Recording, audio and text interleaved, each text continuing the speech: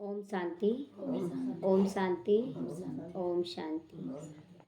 आज बाबा कह रहे मीठे बच्चे, तुम्हें टाइम पर अपने घर वापस जाना है। टाइम से आगे पीछे नहीं, सब कुछ समय अनुसार होता है तो अच्छा लगता है। समय से पहले अभी कलयुग में किसी का मौत हो जा रहा है, समय से पहले नहीं हो रहा है, मतलब उसके लिए समय से हो रहा है। लेकिन हम लोग की नज़र में जैसे कोई बच्चा शरीर छोड़ दिया तो बोलते हैं ना अभी क्या उम्र हुआ था, तो समय से ही सब कुछ अच्छा लग रहा, तब तो ये कलयुग बन गया। समय से पहले सब कुछ हो जा रहा है। बच्चा जन्म लिया तो मर गया, युवा हुआ तो मर गया। तो इसलिए बाबा कहता है कि तुम्हें टाइम पर अपने घर वापस जाना है। इसीलिए याद की रफ्तार को और बढ़ाओ, याद की रफ्तार को और बढ़ाना है। इस दुख धाम को भूलकर अब शांति धाम और सुख धाम दोनों को याद करो। अपना घर शांति धाम और अपनी राजधानी सुख धाम दोनों को याद करना है। प्रश्न है, कौन सा एक गुह्य राज तुम मनुष्यों को सुनाओ तो उनकी बुद्धि में हलचल मच जाएगी? कौन सा गुह्य राज सुनाने से मनुष्यों की बुद्धि में हलचल मच जाएगा? उत्तर है, उन्हें गुह्य राज सुनाओ कि आत्मा इतनी छोटी सी बिंदी है, उसमें फॉर एवर पार्ट भरा हुआ है। जो पार्ट वो बजाती रहती है, पूरा सतयुग से लेकर कलयुग तक का पार्ट उस आत्मा में भरा हुआ है और वो अपना पार्ट समय समय पर बजाती रहती है। कभी थकती नहीं है आत्मा। मोक्ष किसी को मिल नहीं सकता है। थकती नहीं है, पावर कम हो जाता है, बैटरी का पावर कम हो जाता है, फिर उसको चार्ज करने का ज़रूरत पड़ता है। और इस समय संगम युग पर पावर हाउस से कनेक्ट हो जाते हैं और सबकी बैटरी चार्ज हो जाती है। तो मोक्ष किसी को भी मिल नहीं सकता है। बैटरी चार्ज हुआ, अपने आप आत्मा के अंदर संकल्प उठता है कि हम खेल पाल करें धरती पर आकर। तो मनुष्य बहुत दुख देखकर कहते हैं ना मोक्ष मिल जाना अच्छा है। दुख देखकर, अगर सुख मिले तो कोई जाना चाहेगा? बाबा अगर जो बोल रहा है बाबा हमको मुक्ति दे दो, मुक्ति, और जब बाबा आएगा ना कि चलो मेरे साथ, तो कोई तैयार नहीं होगा। तो इसीलिए दुख देखकर ऐसा बोल देते हैं। लेकिन अविनाशी आत्मा पाठ बजाने के बिना रह नहीं सकती। कोई बोलता है हम जा रहे हैं मरने के लिए, निश्चिंत रहें। अगर उसका मरने का पाठ होगा तो कोई रोक नहीं सकता है, और जिंदा रहने का पाठ होगा तो वो मर नहीं सकता है। तो इसीलिए हर हाल में हमें निश्चिंत रहना है। इस बात को सुनकर उनके अंदर में ये हलचल मच जाएगी कि कैसे आत्मा इतनी छोटी सी है और पाठ इतना बजा रही है। ओम शांति। मीठे मीठे रूहानी बच्चों को बाप समझाती है। यहाँ तो रूहानी बच्चे हैं, यहाँ तो देहधारी कोई बच्चा नहीं है। यहाँ रूहानी बाप रूहानी बच्चों को संस्कार भर रहे हैं। बाप रोज रोज समझाती हैं। बरोबर इस दुनिया में गरीबों को देखो कितना दुख हो रहा है, गरीब चिल्ला रहे हैं। अभी अब फ्लड शादी होते हैं तो गरीबों को दुख होता है, उनके सामान आदि का क्या हाल हो जाता है, सब बह जाता है, खाने खाने बिना तरसने लग जाती हैं। दुख तो होता है ना, अपार दुख है। अभी इस दुनिया में अपार दुख है, कहीं कुछ हो रहा है, कहीं कुछ हो रहा है। साहूकारों को दुख है, सुख है, परंतु वह भी अल्पकाल के लिए। जैसे साहूकारों के पास जगह जगह जमीन जायदाद पड़ा हुआ है, तो चलो एक जगह कुछ हुआ बच गया तो चलो दूसरे जगह चल जाते हैं। लेकिन गरीबों के लिए तो कुछ नहीं है, वो सब खत्म हो जाता है। तो लेकिन उसके लिए भी बाबा कहता है अल्पकाल का है। अगर अमीरों के पास भी है तो वो भी अल्पकाल के लिए। साहूकार भी बीमार पड़ते हैं, मृत्यु भी होती है उनकी।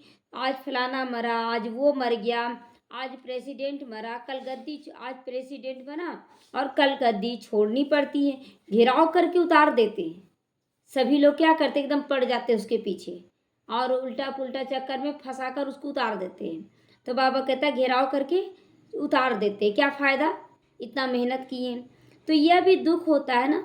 बाबा ने कहा है दुखों की लिस्ट निकालो, किस किस प्रकार के दुख हैं। इस दुख धाम में 101 प्रकार का दुख बाबा बोला था और निकला भी था बहुत सारा दुख। नौकरी का दुख, परिवार का दुख, धन का दुख, हर तरह का दुख बताया गया था। तुम बच्चे सुख धाम को भी जानते हो, दुनिया कुछ भी नहीं जानती। हम लोग दो धाम को भी देख रहे हैं, संगम युग को भी देख रहे हैं और अपने सुख धाम को भी देख रहे हैं, तीनों धाम को देख रहे हैं। तो कहाँ जाना है, सुख धाम, दुख धाम या शांति धाम? सुख धाम, शांति धाम तो सबको जाना ही है। हमें लक्ष्य रखना है सुख धाम का। दुख धाम सुख धाम की भेंट वह कर नहीं सकते हैं। दुख धाम में जो मनुष्य बोलते हैं कि मेरे लिए तो स्वर्ग है, लेकिन बाबा कहता है दुख धाम और सुख धाम की भेंट तो जरा भी नहीं, जैसे आसमान और धरती अंतर है। तो बाप कहते तुम सब कुछ अब जानते हो, यह मानेंगी कि बरोबर कहते तो सच है। यहाँ जिसको बड़े बड़े मकान हैं, एरोप्लेन्स आदि हैं, वह समझते हैं कलयुग को अभी 40,000 वर्ष चलना है, इसीलिए वो निश्चिंत रहते हैं, सोचते हैं कि अभी तो 40,000 वर्ष है, तो करेंगे ना, जब तक सुख भोग तो लें।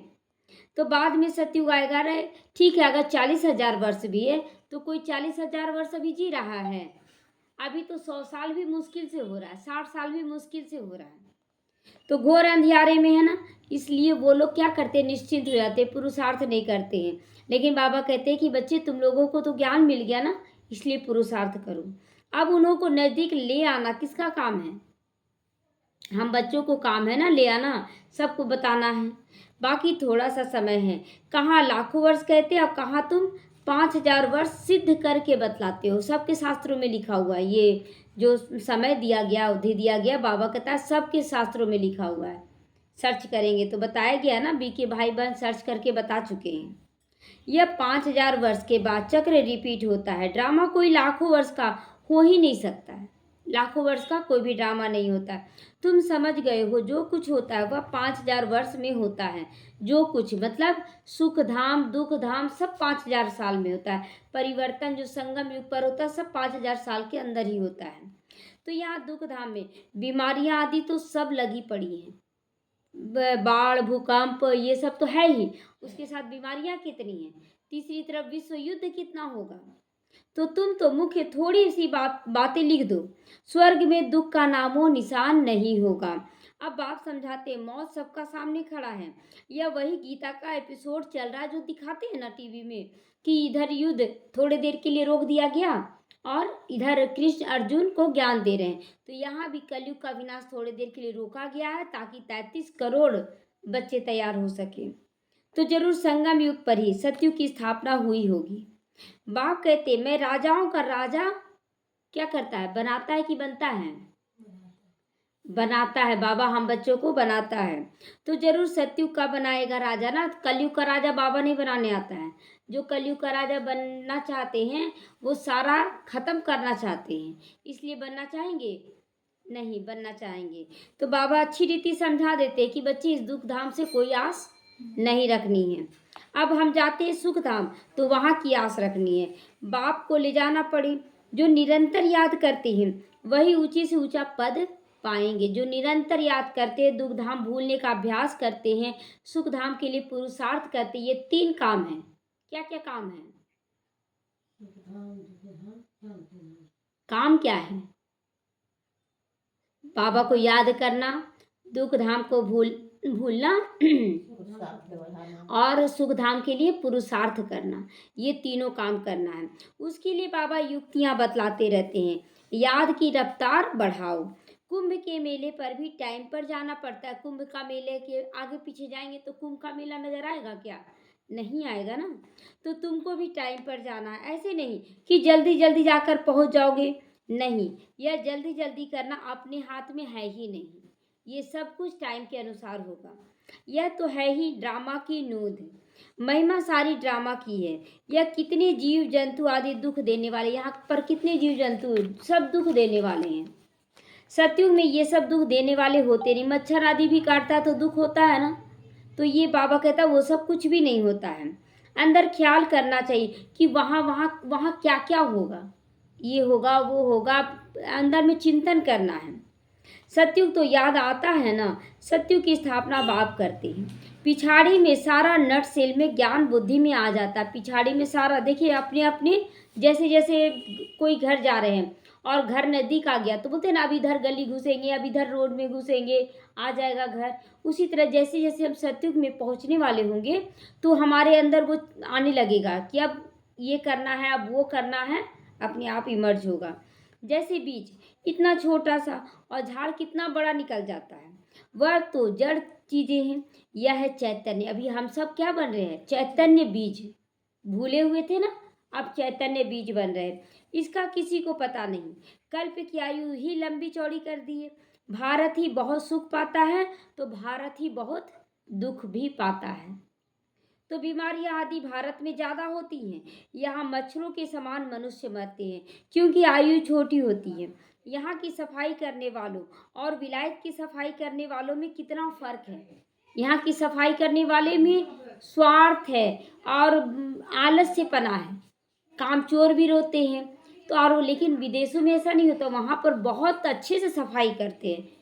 और ऐसा नहीं है यहाँ सफाई लोग करना चाहेंगे तो नहीं होगा सफाई, लेकिन करना नहीं चाहते हैं, पैसा ले लेना चाहते लेकिन सफाई नहीं करना चाहते। इसीलिए बाबा का देखा हुआ है ना, तो तुलना करा कि यहाँ की सफाई में और वहाँ की सफाई में बहुत फर्क है। विलायत में सारी इन्वेंशन यहाँ आती है, विलायत में सारी इन्वेंशन यहाँ आती, क्यों? विलायत से ही क्यों आया? अभी रावण राज्य है, अभी साइंटिस्ट लोग को सिखाया जा रहा ना कि हवाई जहाज कैसे बनाना, सब कुछ सिखाया जा रहा। अब यही रिफाइन होकर सतयुग में ट्रांसफर होगा, पुष्पक विमान बनाएंगे। तो कहाँ से गया? सतयुग में दुख धाम से ही गया ना। उसी तरह विलायत से आएगा भारत में, कोई भी चीज इन्वेंशन पहले विलायत में होता है। सतयुग का नाम है ही पैराडाइज, वहाँ सब सतु प्रधान बनेंगे, तुमको सब कुछ साक्षात्कार होगा। यह है अब संगम युग, जबकि बाप बैठ समझाते हैं, समझाते रहेंगे, नई नई बातें सुनाते रहेंगे, बाबा का भी ज्ञान टपकता रहेगा। बाबा बोलता है ना कि जैसे जैसे तुम आगे बढ़ोगे ज्ञान मेरा टपकता जाएगा।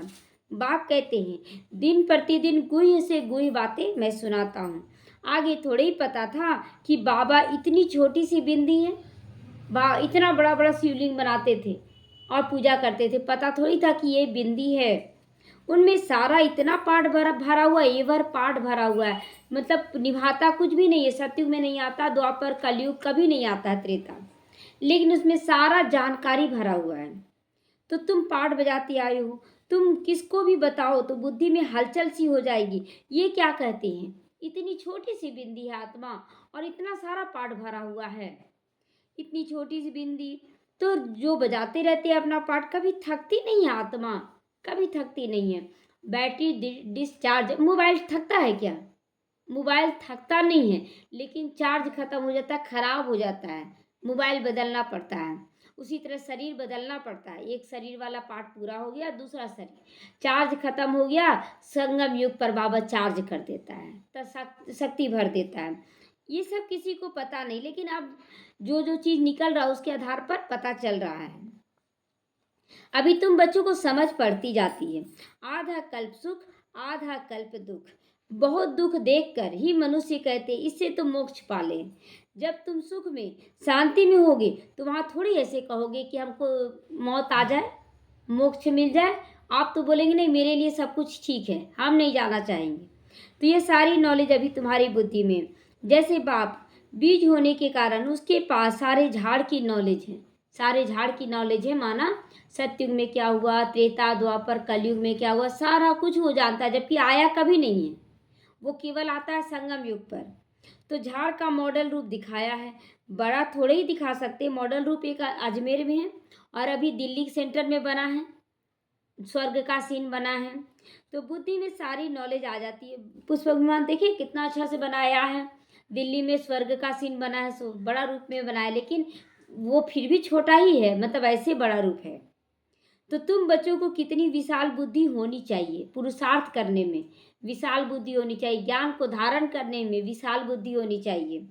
कितना समझाना पड़ता है बाबा को, कितना समझाना पड़ता है बाबा को। समझा, ये हम लोग किसी को समझाते हैं 2 बार 4 बार 10 बार, बोलते आप बाबा जाने, लेकिन बाबा बोलेगा आप बच्चे जाने। बाबा तो बोलेगा कि मेरा तो काम ही है, हम तो समझा कर पूरा परफेक्ट बना कर ही ले जाएंगे। तो फलाने फलाने इतने समय के बाद फिर आते हैं पाठ बजाने। यह कितना बड़ा ह्यूज ड्रामा है। बाबा पूरा को बोल रहा कितना बड़ा ड्रामा चल रहा है कि लोग छोड़कर भी जाएंगे लेकिन फिर यहीं पर आएंगे, अपने आप आएंगे। यह सारा ड्रामा तो कभी कोई देख भी ना सके, देख सकेगा सभी लोग ड्रामा सतयुग से ले। कुछ आत्माओं का पाठ है जो सतयुग से लेकर कलयुग का पाठ देखेंगे। इम्पॉसिबल है सारी आत्माओं को देखना, दिव्य दृष्टि से अच्छी चीज देखी जाती है। और ये भी बात है जो सतयुग से लेकर कलयुग तक देखी उसको भी तो याद नहीं रहता है ना, लेकिन संगम युग पर उसको सारा याद आ जाता है। अगर जो सतयुग में आया उसको चारों युगों का दिखने लगता है। तो दिव्य दृष्टि यानी ज्ञान की दिव्य दृष्टि जो मिलती है उसके द्वारा हम जितना पाठ बजाएं अपने पाठ को देख सकते हैं। गणेश हनुमान ये सब है भक्ति मार्ग के चित्र मात्र, जो हमारी स्थिति है उसके अनुसार वो चित्र बनाए गए, वो होते नहीं हैं। ना गणेश होंगे ऐसा सूंड वाला, ना ही पूंछ वाला हनुमान होगा। पूंछ क्यों दिखाते हैं? दे अभिमान का पूंछ है, इसलिए पूंछ दिखाते। जितने भी जानवर हैं सबका पूंछ होता है। तो इस समय कलयुग के अंत में सभी जानवर ही तो बन गए हैं, परंतु मनुष्यों की भावना बैठी हुई है, तो छोड़ नहीं सकते हैं ना पूजा पाठ करना। अब तुम बच्चों को पुरुषार्थ करना। बाबा बार बार कहता बच्चे पुरुषार्थ करो, यानी मेहनत करो अपने ऊपर। कल्प पहले मिसल पद पाने के लिए पढ़ना चाहिए तुम्हें। तुम जानते हो हम पुनर्जन्म तो हर एक को लेना ही है। सीढ़ी कैसे उतरे यह बच्चे अब जान गए हैं। हम लोग कैसे सीढ़ी उतरे हैं ये सब कुछ जान गए हैं। तो बाबा कहता है कि हर एक को तो पाठ बजाना है, इसमें दो मत नहीं है कि आप नहीं बजाएंगे। बजाना जब है तो क्यों ना अच्छा पाठ बजाएं, बुरा पाठ या कम पाठ क्यों बजाएं। जो खुद जानते वो औरों को भी समझाने लग पड़ेंगे। जब अपने आप को आप समझा लेंगे कि मैं ऐसे ही पाठ बजाने वाली हूँ, इतना खुश रहने वाली हूँ, तो हम दूसरों को भी उमंग उत्साह दिलाएंगे कि देखो हम लोगों का पाठ बहुत सुंदर है। तो कल्प पहले भी यही किया होगा। ऐसे ही म्यूजियम बनाकर कल्प पहले भी बच्चों को सिखाया होगा। जो कुछ भी हो रहा है इस समय सब कुछ एक्यूरेट चल रहा है, कुछ भी आगे पीछे नहीं चल रहा, और हर बात में कल्याण समाया हुआ है। जिस समय जो होता है उसमें कल्याण नहीं समझ में आता है, बाद में बोलते बेकार हम लोग इतना टेंशन किए, देखो कितना सुंदर पाठ था। तो बाबा बच्चों को हर कल्प यही सिखाता है, पुरुषार्थ करते रहते और करते रहेंगे। बाबा का कार्य नहीं रुकने वाला है। ड्रामा में ये सब नूंधा हुआ है। ऐसे तो ढेर हो जाएंगे। गली गली घर घर में स्कूल होगा, गली गली और स्कूल। बाबा कहता है घर घर में। अब इसका मतलब ये नहीं कि सब अपने अपने घरों में एक पाठशाला खोलते, ऐसा नहीं है। बाबा कहता है कि मतलब जैसे आने वाले समय में बाढ़ हो जाएगा, भूकंप होगा, लोग दूर दूर नहीं जा सकेंगे, उसके लिए बाबा कह रहा कि गली गली में पाठशाला खोलो। सिर्फ धारणा करने की बात है, ऐसा नहीं है कि आप खोलिए, धारणा है ही नहीं। धारणा करना बहुत जरूरी है। बोलो तुम्हारे दो बाप है, बड़ा कौन ठहरा? उनको ही तुम पुकारते आए हो कि रहम करो। शिव बाबा है बड़ा बाप और ब्रह्मा बाबा धारणा करा है और करके हमको सिखाया है। तो इसीलिए हम लोगों को करके फिर पाठशाला खोलना। अगर आप झूठ बोल रहे हैं, आप धारणा नहीं किए हैं, तो ये झूठ का बहुत बड़ा सजा होगा, जिसके लिए आप सोचेंगे कि सजा क्यों मिल रहा है, हम तो इतनी सेवा करें, क्योंकि आप झूठ बोल रहे हैं। बहुत सारी जैसे बीमारी होगी, या फिर आपको धन की कमी होने लगेगी, कलह कलेश हो जाएगा, तो बहुत सारे दुख के पहाड़ टूटेंगे अगर आप झूठ बोलेंगे तो। इसलिए बाबा बाप भी है तो धर्मराज का भी रूप है, उससे झूठ नहीं बोलना है। कृपा करो अपने ऊपर, यही कृपा करना है कि सच के साथ चल रहे हैं तो सच बनकर चले। बाप कहते हैं मांगने से भी कुछ नहीं मिलेगा, इसके लिए आपको धारणा करना होगा, पुरुषार्थ करना होगा। हमने तो रास्ता बता दिया, बाबा तो रास्ता घड़ी रोज बताता है। अब आप करें ना करें ये आपकी मर्जी। कम से कम आप क्वेश्चन तो नहीं उठाएंगे ना कि मेरे साथ बाबा ने ऐसा क्यों किया। ये सारा राज बाबा समझा दे रहा है। मैं आता ही हूँ केवल रास्ता बताने, कृपा या आशीर्वाद करने आता है क्या बाबा? नहीं, सारा झाड़ तुम्हारी बुद्धि में अभी है। बाप कितनी मेहनत करते रहते हैं। बाकी बहुत अब थोड़ा सा टाइम बचा है कि नहीं? थोड़ा सा टाइम। मुझे तो सर्विसेबल बच्चे ही चाहिए। आप सर्विसेबल बच्चे चाहिए तो उसके पहले बाबा क्या बता दिया, शर्त क्या रखा? धारणा युक्त, जो धारणा करके सेवा करते वैसे बच्चे चाहिए। तो बाबा को सर्विसेबल बच्चे ही चाहिए।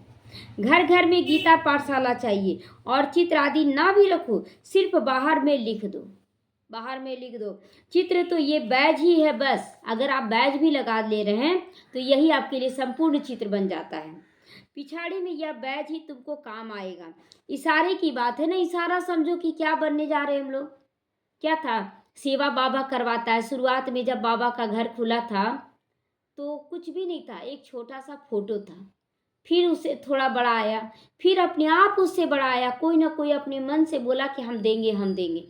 हम लोग क्या बोले, बाबा आप खुद आ जाओ, कुछ रहे या ना रहे आपको आना होगा। और वो बाबा आया और आकर कितना बड़ा कार्य करवा रहा है। मालूम पड़ जाता है बाबा का कार्य बेहद का, आप जरूर स्वर्ग रचेंगे। इसीलिए उस पर पक्का निश्चय करें कि हमारे जीवन में अगर उथल पुथल मच भी रही है तो उथल पुथल क्यों मच रहा, तोड़ फोड़ क्यों मचता है। जैसे कि ये घर पुराना है तो इसको तोड़ेंगे तब तो नया बनाएंगे ना, तो ये उथल पुथल है कि पुराना को पूरा गिरा रहे हैं, नया तैयार कर रहे हैं। तो बाप को याद करेंगे तब तो स्वर्ग में जाएंगे ना। ये तो समझते हो कि हम पतित हैं, सभी समझते हैं कि हम लोग पतित हो गए हैं। पतित का निशानी क्या है, पतित का निशानी क्या होता है कि वो दुखी होंगे, वो अपने आप को कमजोर समझेंगे, हमेशा भय में जिएंगे। ये पतितपना का निशानी है। तो बाबा कहता है पतित, ये समझते हो ना कि अभी हम पतित हैं। ये सारा दुख जो दिख रहा है हमारे जीवन में, ये सब पतितपने के कारण आया है। तो याद से ही अब तुम पावन बनोगे और कोई उपाय नहीं है। याद करना ही होगा आपको बाबा को, पावर हाउस से कनेक्शन जोड़ना ही होगा। स्वर्ग है पावन दुनिया, स्वर्ग का मालिक बनना है तो जरूर पावन भी बनना पड़ेगा तुम्हें।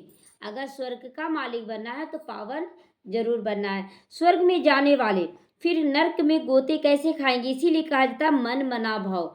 मन को परमात्मा की याद में लगा लो, मन को अच्छे कार्यों में लगा दो, अच्छे संकल्पों को दो मन को।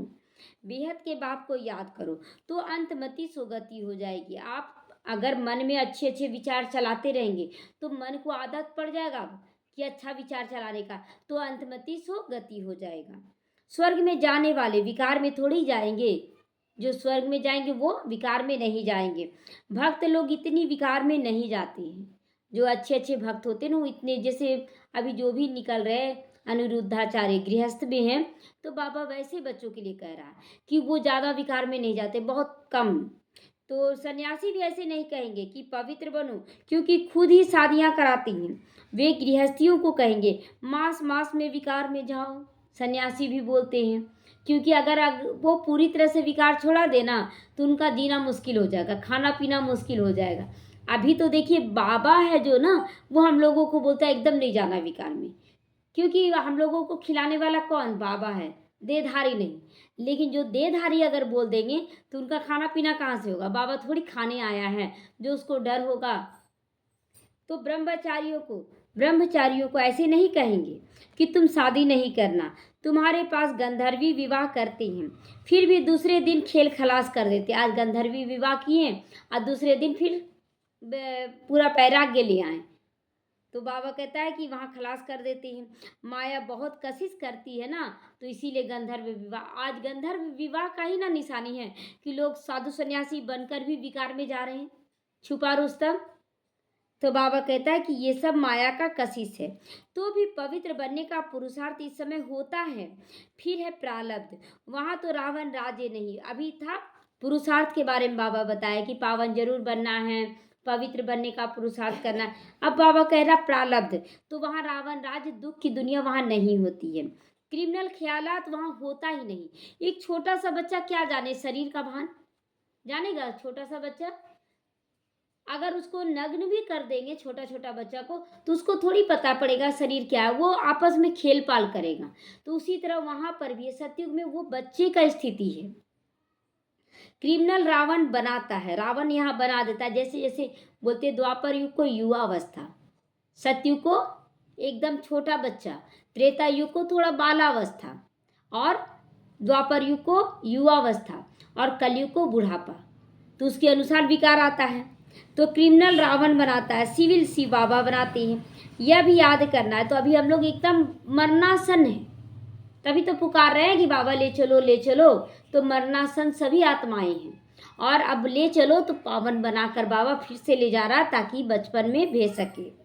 घर घर में क्लास होगा तो समझाने वाले बन पड़ेंगे। अगर घर घर में क्लास होगा तो समझाने वाले कोई ना कोई निकल जाएंगे। घर घर में गीता पाठशाला बनाए, घर वालों को भी सुधारना है, ऐसी वृद्धि होती रहेगी। साधारण और गरीब वह जैसे हम जिन्स ठहरे। बाबा कहता है जो साधारण है, गरीब है, वही हम जैसे बन जाएंगे। मतलब अच्छा पुरुषार्थ वो करेंगे, क्योंकि उनके अंदर उनके पास गरीबी है, तो वो अपने आप बोलेंगे कि हम सब कुछ छोड़ देंगे। लेकिन अमीरों के लिए क्या है कि वो बोलेंगे नहीं, मेरे लिए थोड़ा टाइम कम हम दे पाएंगे। तो बड़े बड़े आदमियों को छोटे छोटे आदमियों के सत्संग में आने में लज्जा आएगी, क्योंकि सुना है ना जादू होता है, भाई बहन बना देते हैं। तो अरे यह तो अच्छा है ना, गृहस्थ में कितनी झंझट होती है, फिर कितना दुखी होते हो। यह तो है ही दुख की दुनिया, अपार दुख है। अगर कोई बोलता है ना गृहस्थ छोड़ा देगा, लड़ रहा है झगड़ रहा है एक दूसरे से, लेकिन जहाँ सुनेगा कि यहाँ विकार छोड़ा दिया जाता है तो आएंगे ही नहीं, आएंगे ही नहीं। और उन्हें लज्जा भी आएगी कि हम इतने अमीर हैं और गरीबों के यहाँ छोटे घर में कैसे जाएं।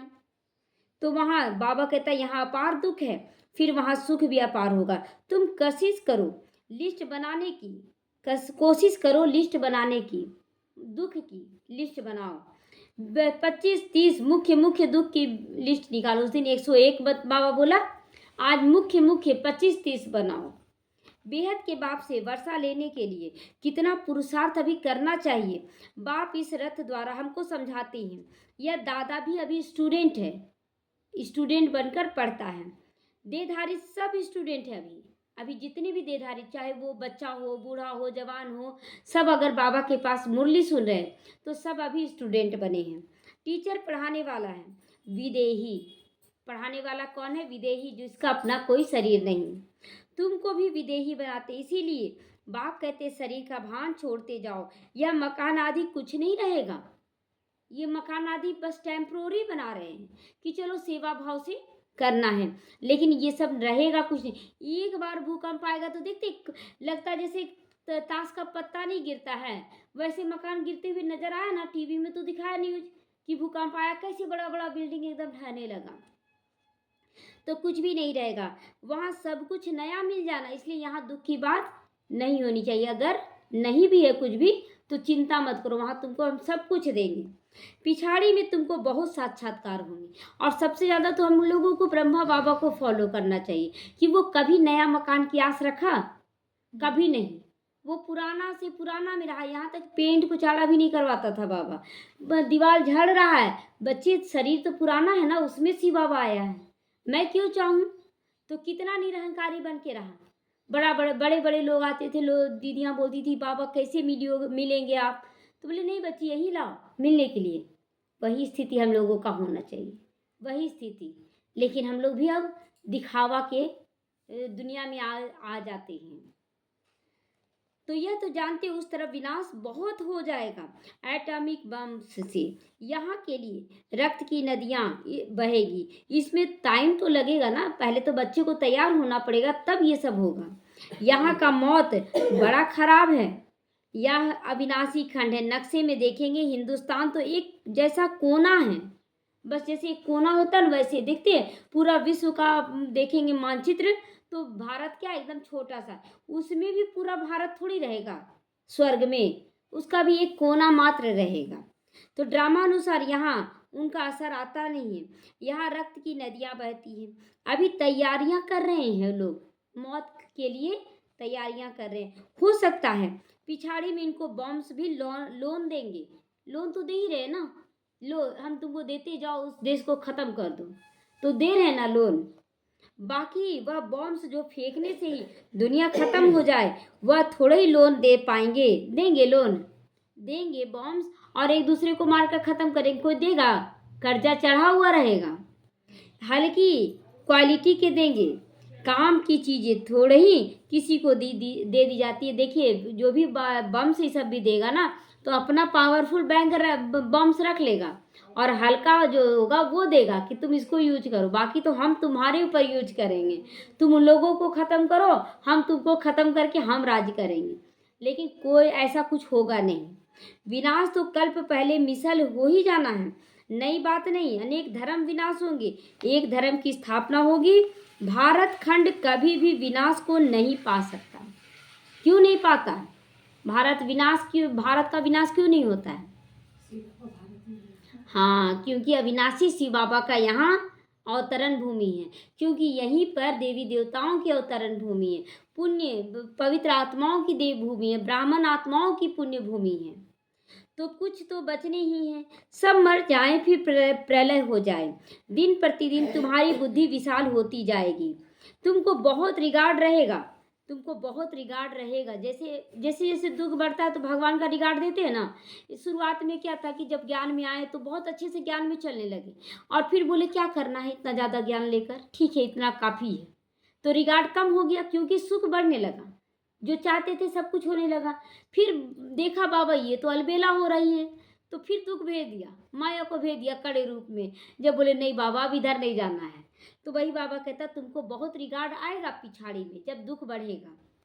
अभी इतना रिगार्ड थोड़े ही है, तब तो कम पास होते हैं, बुद्धि में आता नहीं। कितनी सजाएं खानी पड़ती हैं, फिर आएंगी भी देरी से। गिरते तो हैं, फिर कमाई चट हो जाती है। अगर लेकिन गिर जाएं आप विकारों में, तो बाबा कहता कमाई ही चट हो जाएगी, काले की काले बन जाएंगे। इसलिए अब नहीं गिरना है, वैसा गिरना नहीं है कि एकदम विकारी बन जाए, फिर वह खड़े हो ना सके। टाइम मिलेगा उसको खड़ा होने का, टाइम अब मिल नहीं है समय।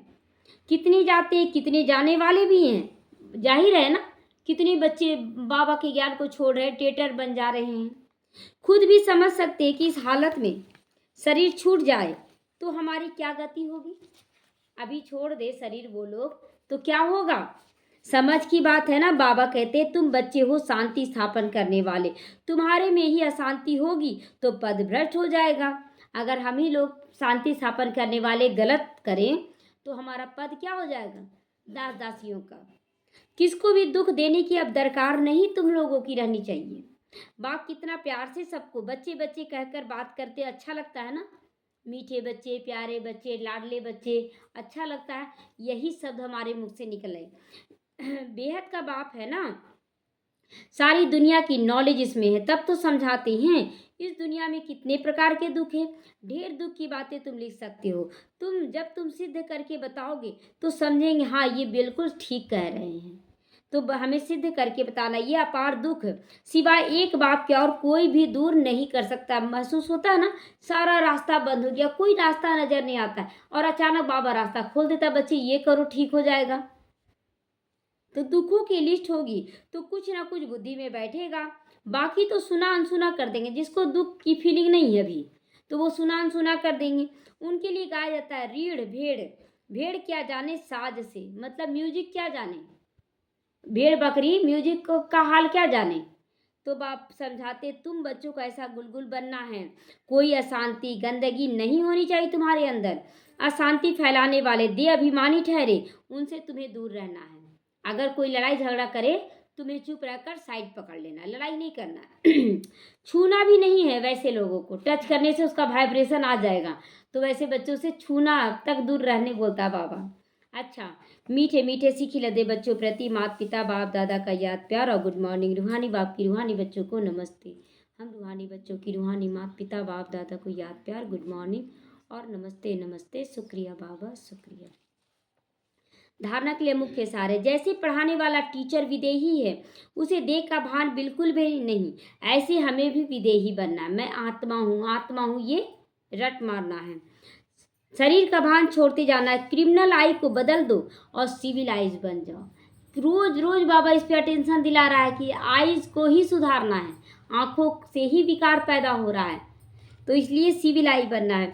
अपनी बुद्धि को विशाल बनाना है। सजाओं से छूटने के लिए बाप का पढ़ाई का बहुत रिगार्ड रखना है। एक दिन भी पढ़ाई मिस नहीं करना है, पढ़ाई बहुत ध्यान से सुनना है। कभी भी दुख नहीं देना है, अशांति नहीं फैलानी है।